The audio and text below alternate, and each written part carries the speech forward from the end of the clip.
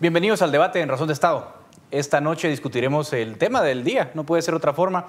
Realmente ayer pues, lo sucedido con la inscripción de Telma Aldana y una orden de captura en su contra, se ha armado una polémica que es digna de analizar en este espacio de debate. Doy la bienvenida y las buenas noches a nuestros invitados de hoy. Nos acompañan el licenciado David Pineda, él es abogado y notario. Bienvenido, licenciado. Y también nos acompaña Adrián Zapata, quien obviamente también es abogado y notario y también analista en temas políticos. Bienvenidos, buenas noches y gracias por acompañarnos en el debate de Razón de Estado. Empezamos con usted, licenciado Pineda, para analizar esta controversia que se genera ayer. Realmente es una tarde muy accidentada, ¿no? Porque primero trasciende la noticia de una orden de captura contra Telma Aldana y a los minutos o a la hora se conoce que había sido inscrita como candidata en el Tribunal Supremo Electoral. Y lógicamente la polémica está en, ¿ya es candidata y tiene antejuicio o aún no tiene el antejuicio y la pueden detener? ¿Cuál es su lectura de la situación que ocurrió ayer? Bueno, sí es bastante complicado el panorama, pero yo creo que las declaraciones hoy de la autoridad competente en esa materia, el registrador de ciudadanos, Leopoldo Guerra, ha indicado a los medios de comunicación que no se encuentra firme la resolución que en todo caso le otorgaría a ella la inmunidad. Entonces tenemos que mientras no se formalice su inscripción, que lleva entre otros aspectos la formalidad de entregársele su credencial, que de conformidad con la ley y una sentencia de la Corte de Constitucionalidad reciente, es el acto mediante el cual ella podría oponer ante una persecución penal el obstáculo que constituye el antejuicio. Entonces, ante ese panorama, desde mi punto de vista del procedimiento que va a ocurrir, no porque lo haya dicho el ministro de Gobernación, sino que el ministro de Gobernación tiene que cumplir una orden de aprehensión y no puede revocar esa orden de aprehensión. Solo el juez podría indicarle revoque esa orden, pero mientras esté vigente, pues la obligación de la autoridad será pues ponerla a disposición de los tribunales. Ese es el procedimiento que se debe de seguir. ¿Coincide con esa visión, licenciado Zapata? La candidata aún no goza de antejuicio porque no se le han entregado las credenciales, en cuyo caso si ella se presenta o ingresa al país, ¿debería ser detenida? ¿O cuál es su lectura? Bueno, buenas noches, Edgar. Mira, yo difiero en gran medida de un esquema de los formalismos que se están argumentando en función de la parte esencial de lo que implica el derecho de antejuicio en un proceso electoral. Tristemente, creo que el manual de campaña en este momento se convierte en el Código Penal y Procesal Penal, cuando realmente lo preocupante no es qué se está haciendo, sino todo lo que se está dejando de hacer en esta parte temprana de la campaña, que es precisamente desconocer planes y proyectos en cuanto a la visión de gobierno por enfrascarnos en estas discusiones puramente jurídicas, bajo la premisa de que sean las Cortes finalmente quienes van a terminar definiendo las candidaturas y la posición en cuanto al voto de la ciudadanía de la población guatemalteca. En concreto, quiero referirme entonces a esta visión en cuanto a la forma, sobre todo en el tema de la entrega del famoso carnet versus el tema de la inscripción como candidata. Y para esto no quiero caer en tantos tecnicismos o una visión positivista exagerada, porque justamente la norma encuentra su génesis en esta protección ante procesos enderezados sin algún argumento o algún sustento real para evitar el ejercicio de derechos civiles y políticos.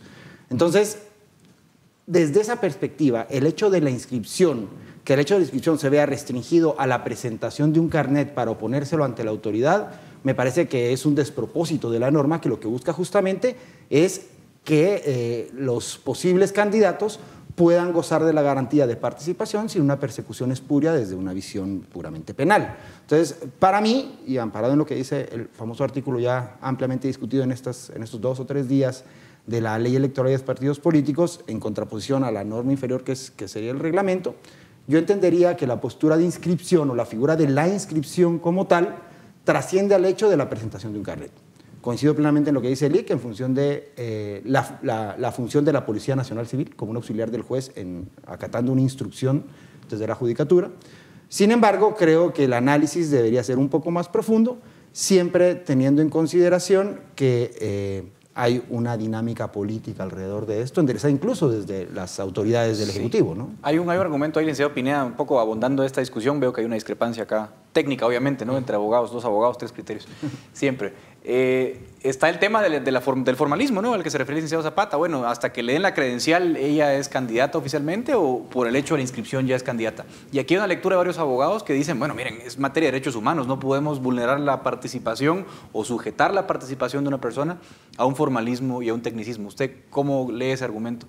Bueno, yo creo que habría que partir de si está firme esa inscripción.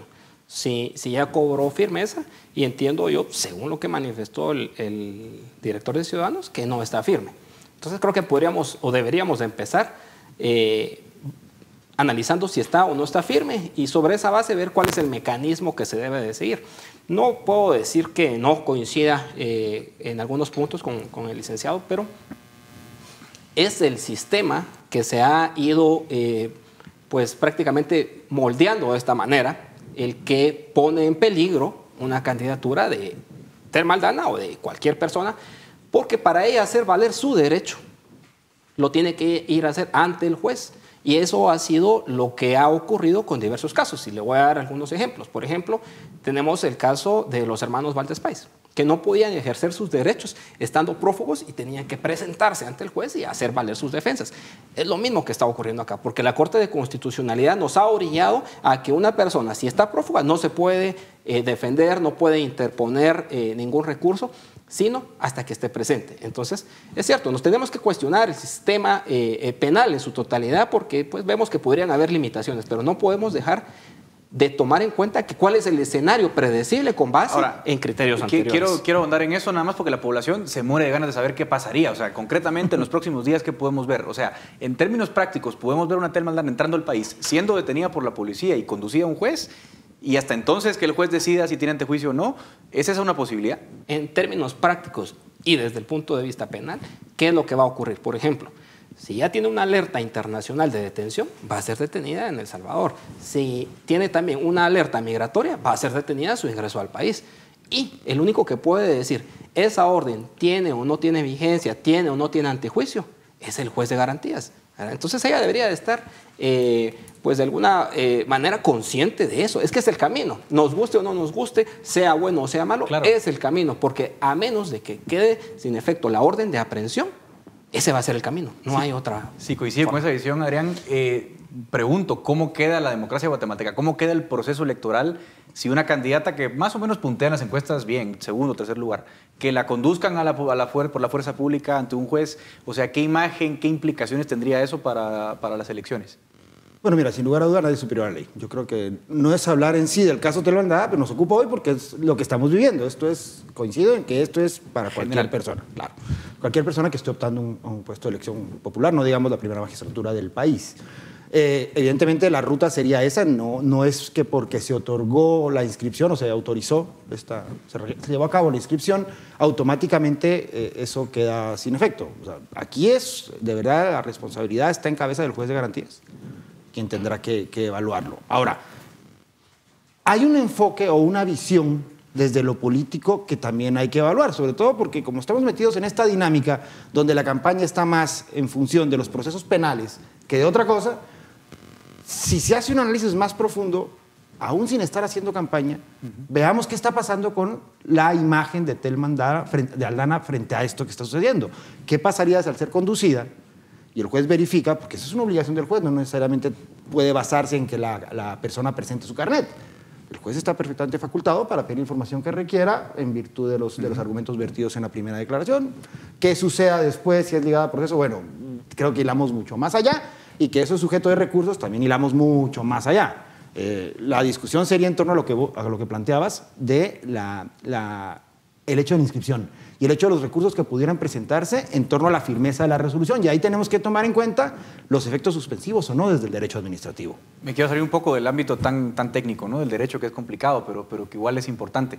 Otra cuestión que se plantea en este escenario, quiero conocer la opinión de ambos, es la diferencia de tratos. Por ejemplo, el caso de Sandra Torres sale después de su inscripción como candidata, la Corte Suprema ni siquiera entra a conocer el antejuicio, lo rechaza.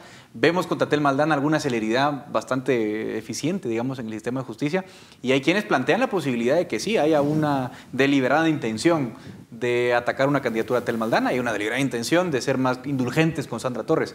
¿Cómo leen ustedes este panorama? ¿Hay neutralidad en la persecución o ven ustedes alguna intencionalidad de favorecer a algunos y perjudicar a otros? Voy a tratar de ser muy concreto. ¿Quién promovió la persecución penal de Sandra Torres? La actual fiscal. ¿Quién promovió la de Tel Maldana? La actual fiscal. ¿Quién pudo haber favorecido a Sandra Torres? Fue la Corte Suprema de Justicia. Entonces yo creo que no hay que perdernos en creer que se le está atacando a ella. También se le atacó a Sandra. Que Sandra haya, pues de alguna manera, obtenido una resolución favorable, pues eso es atribuible no a quien la persiguió, sino a quien le resolvió. A los órganos de justicia, digamos. Así es. Pero el Ministerio Público, y decir que hubo agilidad en la tramitación del proceso contra Tel Maldana, creo que no es del todo cierto, porque estas son sindicaciones que ya tiene desde varios meses atrás. Entonces, que oportunamente se hizo en este momento, al igual que con Sandra Torres, oportunamente se hizo en un momento cuestionado. Entonces, o sea, digamos que usted no ve nada extraño en los plazos en los cuales se resuelve. En su experiencia, usted tiene experiencia profesional. ¿Sí? Yo creo que tal vez los momentos, para mí pudo haber sido más rápida la persecución penal contra Tel Maldana. No esperarse a este momento cuestionado, al igual que se hizo con Sandra, porque ¿por qué cuando un día después? Ese era el punto, era el momento. Yo creo que se pudo haber hecho mucho antes. Ese es mi... ¿Los momentos cómo los leemos, Adrián? Bien, estamos viviendo en una coyuntura política electoral sui generis, con reformas a la ley electoral y una dinámica y una convulsión social basada en la polarización de todo lo que hemos vivido, sobre todo el último año y medio, en la cual Tel Maldana juega un papel preponderante en función de toda esta lucha contra la corrupción, lo que se ha nominado el Pacto de Corruptos, la expulsión de Iván Velázquez. Desde la parte institucional hay un tema muy convulso y entra a batear también la figura de Sandra Torres con todo lo que implicó su antivoto, lo atropellada que fue incluso su intento de participación en la primera vez. 2011, sí. Exacto, y su participación en la segunda frente a todo lo que pasó con Manuel Valdizón. Es decir, el momento no solo es un momento jurídico basado en una norma de deber ser, sino que está matizado por un escenario político que incide en esto. ¿Y cuál es lo delicado? Justamente cuando trasladamos toda la actividad política a las instituciones de justicia o de control. Y ese es el gran pecado, porque lo que estamos debilitando realmente es la credibilidad y la fortaleza de nuestras instituciones judiciales y de control. Y eso es lo más delicado que puede pasar en el país. Tel Maldana ayer decía en una entrevista a un medio internacional que esto es una reacción, esto es una persecución del presidente de la República directamente, saluda al presidente y el pacto de corruptos, entre comillas, ¿no? ¿Cómo leen ustedes esas declaraciones en el contexto de las elecciones? Son fuertes, ¿no? Yo realmente sí creo en la independencia de la fiscal general, desde la perspectiva en la que yo lo analizo por mi labor diaria. Yo me dedico exclusivamente a litigar en la materia penal y sí no puedo creer que el actual fiscal general tenga alguna injerencia u obedezca órdenes del presidente de la República. Yo creo que es una persona que se le haya cuestionado por diferentes ámbitos, pero creo que es profesional y tiene la experiencia y el carácter suficiente para tomar las decisiones. Que las investigaciones avancen coincidentemente con los plazos electorales podría ser realmente una coincidencia, podría no serlo, pero quien dirige la política criminal y los plazos y los delitos que se persiguen es la fiscal general, y esa es una facultad de ella. ¿Cómo leen ustedes el comportamiento de las Cortes? Porque no soy hablar del Ministerio Público, también en las Cortes se pueden entrampar los casos como Sandra Torres o pueden pasar como el caso de Tel Maldana. Estamos en elección también de Corte Suprema de Justicia. Este año, en pocos meses, van a montar la comisión de postulación que va a designar a la nueva Corte Suprema de Justicia. Ahí se reparten muchas cosas. ¿Influye eso, Adrián? Es que este año cambian los tres poderes del Estado. Démonos cuenta de lo trascendental que es esto. Y por eso es que yo te decía que los tiempos políticos en función de la institucionalidad ahorita es algo que no se puede negar. Yo creo mucho también en que las instituciones deben de ceñirse a su mandato, a su competencia, con transparencia, dignidad y sobre todo con independencia. Pero las presiones, no solo en función de este relevo de autoridad, sino también en función de la dinámica social, es algo que cualquier funcionario ocupando un cargo va a padecer. El temple y la responsabilidad del funcionario que ejerce esta responsabilidad es lo que tendría que marcar la ruta no solo para la credibilidad, sino para desenmarañar esto. Y no solo es eso, Edgar, porque también deberíamos esperar que la clase política, con toda su anemia y toda su debilidad, tuviera que asumir en este papel un rol distinto, porque lo que se está jugando, insisto yo, es mucho más que esto. O sea, el actuar dentro de una campaña electoral tiene que mantenerse, si bien es cierto, en marcos de legalidad, en un marco de legalidad, pero también tiene que responder a la dinámica de la política misma, al hecho de la propuesta, al hecho del debate de ideas, que va mucho más allá de lo que estamos viviendo hoy en Guatemala. Ustedes saben que los tiempos en televisión son súper cortos, ya estamos llegando al final del programa, pero quiero hacerles una pregunta final de sí o no. En la opinión de cada uno de ustedes, ¿debe ser inscrita como candidata presidencial Telma Aldana, licenciado Pineda? Bueno, si cumple con los requisitos, debe ser inscrita. La población tiene derecho a escoger quién va a dirigir los destinos de la nación. Si ella cumple con los requisitos, totalmente de acuerdo, como cualquier ciudadano que los cumpla. Yo también insisto, aquí entramos a la discusión, perdón que no sea así o no, pero es que depende.